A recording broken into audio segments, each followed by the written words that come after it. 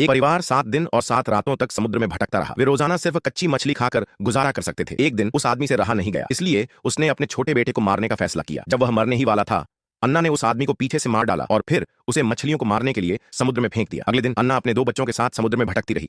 जब वे हार मानने ही वाले थे, अन्ना को अचानक अपने सामने एक छोटा सा द्वीप दिखाई दिया। जल्द ही उनकी छोटी नाव समुद्र की लहरों से किनारे पर आ गई।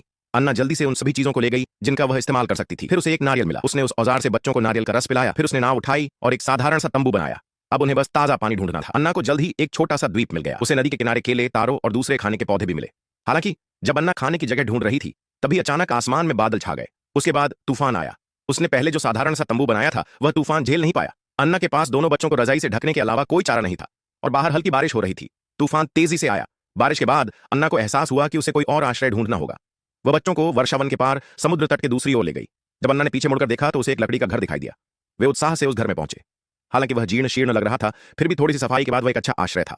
अन्ना ने द्वीप के शीर्ष पर जलाऊ लकड़ी का ढेर लगा दिया। इस तरह अगर कोई नाव वहां से गुजरती तो वे पहली बार में ही आपातकालीन संकेत भेज सकते थे। अन्ना ने जल्द ही कुछ अच्छे जीवन रक्षा कौशल सीख लिए। दोनों बच्चे भी उसकी देखरेख में बड़े हुए।